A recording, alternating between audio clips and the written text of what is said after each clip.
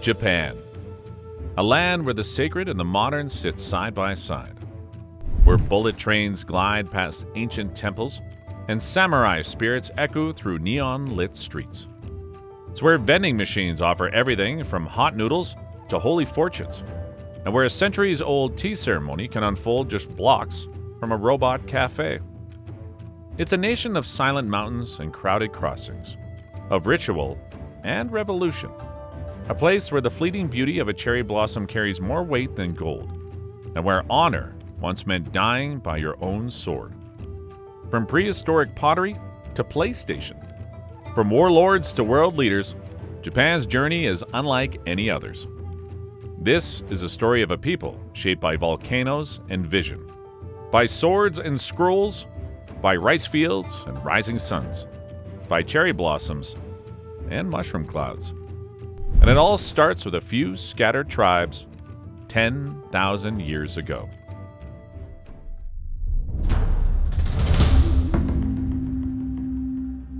The story begins in the Jōmon period, around 14,000 BCE.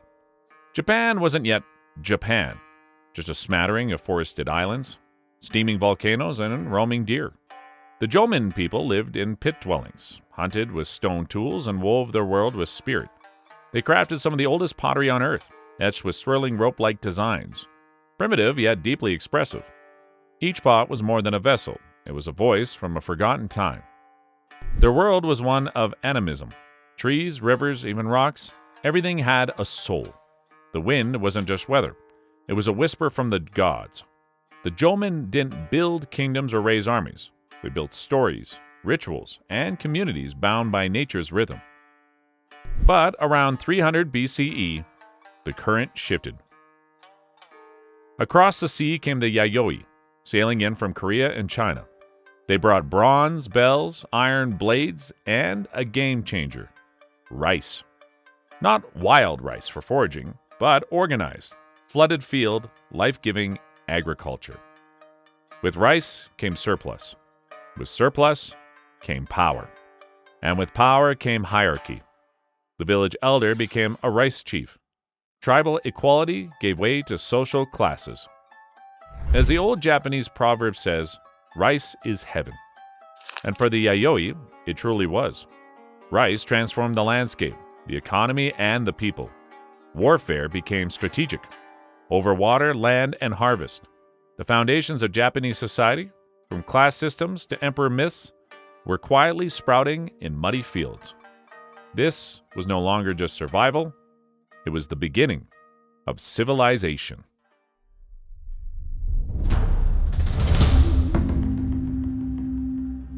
By 300 CE, Japan was taking shape, not just on the land, but in the minds of its people.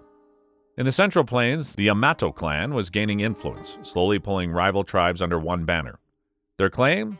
That their bloodline stretched back to Amaterasu, the sun goddess who, according to legend, gave them the right to rule. Whether it was myth or marketing, didn't matter. It worked. What helped hold everything together was Shinto, an old belief system rooted in nature. There was no scriptures, no doctrines, just a deep sense that spirits, or kami, lived in trees, rivers, wind, and ancestors. People didn't pray to escape life, they prayed to stay connected to it. Festivals, offerings, and rituals reminded everyone that they were part of something much larger and older. Change drifted in from across the sea. Chinese writing arrived, unlocking a way to document history, poetry, and law. Confucian ideas introduced a sense of structure, hierarchy, respect, order. And Buddhism came next, opening doors to new questions about life, death, and peace. Instead of resisting these foreign influences, Japan absorbed them with quiet precision. It didn't copy, it edited. Like a potter turning raw clay, the country began shaping a unique identity out of what it found around and within. This was the beginning of Japan's long habit of looking outward to grow and inward to understand who it was becoming.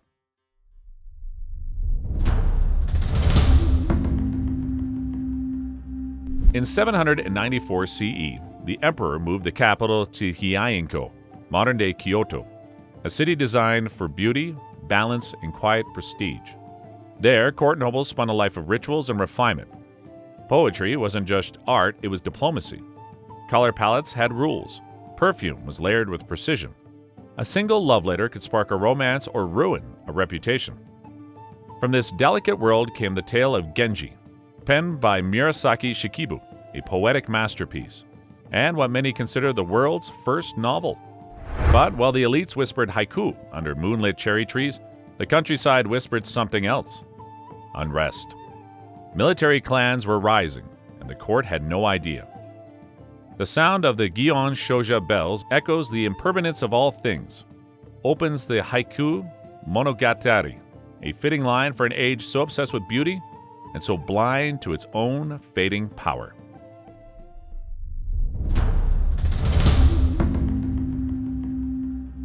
By 1192, Japan's emperors were emperors in name only. Real power slipped into the hands of Minamoto no Yoritomo, the first shogun.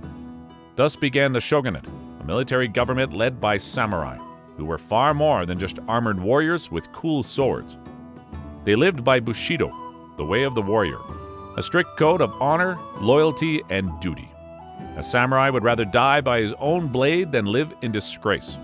They wrote poetry before battle. They debated philosophy in between wars. As one warrior put it, the sword is the soul of the samurai. In 1274 and 1281, the Mongols under Kublai Khan tried to conquer Japan. Twice. But typhoons wrecked their ships both times. Japan called these storms kamikaze, divine winds. Divine or not, they saved the country. Still, peace was a distant dream. The Ashikaga shoguns couldn't hold the nation together. From the 1400s, Japan plunged into the Sengoku era, a century-long civil war. Local warlords, daimyo, built castles, raised armies, and fought for control. Then came three men who would stitch the country back together.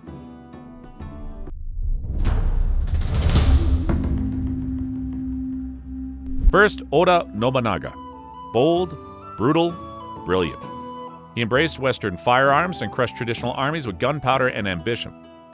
Next, Toyotomi Hideyoshi, a peasant turned general, united most of Japan.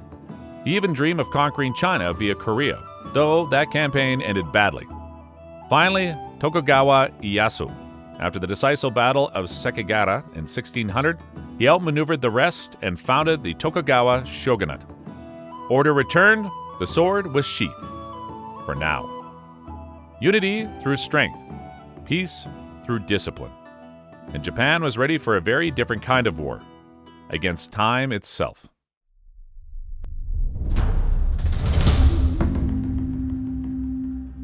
From 1603 to 1868, Japan hit pause on the world.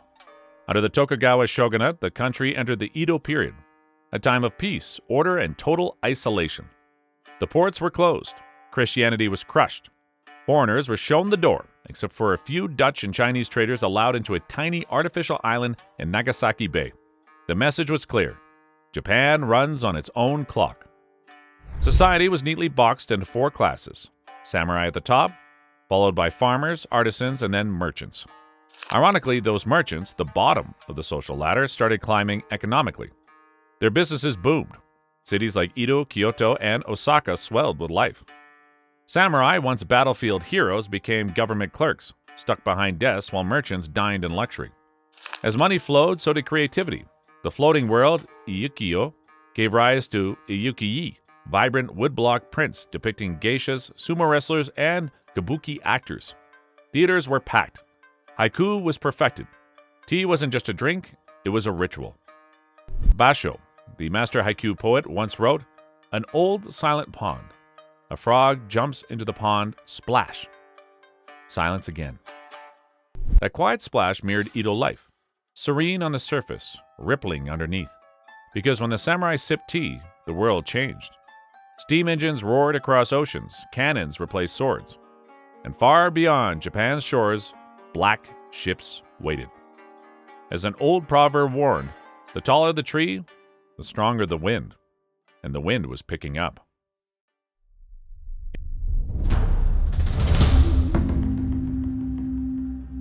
In 1853, black ships appear on the horizon.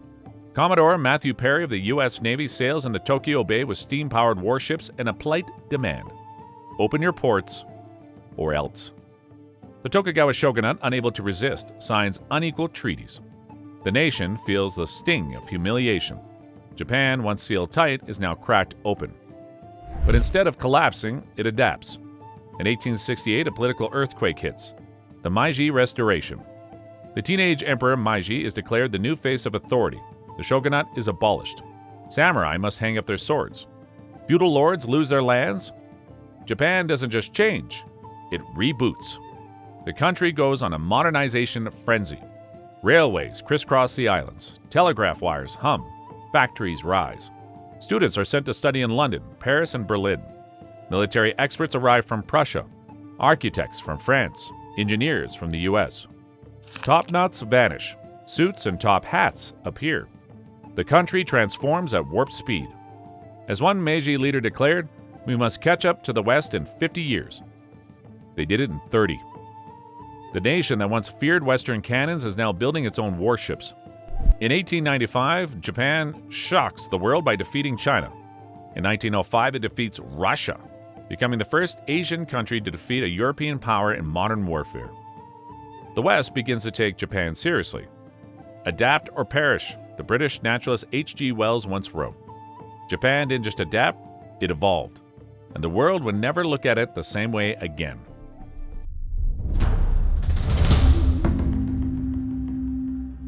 By the early 1900s, Japan wasn't just modern, it was imperial. It crushed China in the First Sino-Japanese War, stunned the world by defeating Russia in 1905, and in 1910 annexed Korea. Japan was now a major power, with colonies, a growing navy, and something more dangerous: ambition. In 1931, it invaded Manchuria. Then came China. Then Southeast Asia. The empire expanded like wildfire. But the spark that lit the global explosion came in 1941, when Japanese planes bombed Pearl Harbor, dragging the U.S. into World War II. The Pacific theater erupted. At first, Japan dominated. Its forces stormed through the Philippines, Malaya, and Dust East Indies. But as the war dragged on, the tide turned. Battles like Midway and Guadalcanal bled Japan dry. Atrocities mounted, most infamously the rape of Nanjing and the biological horrors of Unit 731. Civilians suffered. Soldiers died in jungles, on islands, in hopeless last stands. Surrender was seen as dishonor. In Saipan, hundreds of civilians jumped to their deaths over cliffs to avoid falling into American hands, wrote historian Harold Welser. Even survival bowed to loyalty. Then came 1945. Two cities, Hiroshima and Nagasaki. Two atomic bombs. Hundreds of thousands dead. Now I become death, the destroyer of worlds. J. Robert Oppenheimer recalled, quoting the Bhagavad Gita, watching the weapon he helped unleash. Japan surrendered. For the first time ever, the emperor's voice echoed through radios across the land. The empire had fallen. But Japan's story was far from over.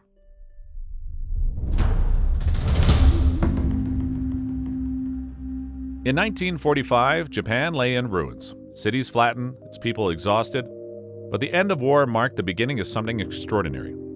During the U.S. occupation between 1945 and 1952, the country reshaped itself. A new constitution renounced war, embraced democracy, and gave voice to the people. The emperor became a symbol, not a sovereign. What followed wasn't just recovery, it was rebirth. Japan poured its energy into building, creating, innovating. The economy soared. Steel automobiles, electronics, names like Sony, Honda, and Toyota became symbols of quality and precision around the world. In just a few decades, Japan rose to become the world's second largest economy. As factories thrived, so did culture. From the quiet elegance of Zen gardens to the bold flair of anime and manga, Japanese creativity captivated the world. Sushi found its way onto global menus. Kids from Boston to Buenos Aires knew Pikachu. Japan wasn't just rebuilding, it was reimagining itself.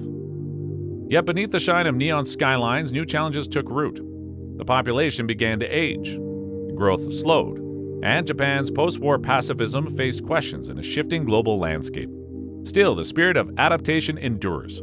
Japan, time and again, has shown an uncanny ability to transform hardship into strength. As Haruki Murakami once wrote, "When you come out of a storm, you won't be the same person who walked in." That's what the storm is all about. Japan's story is one of resilience.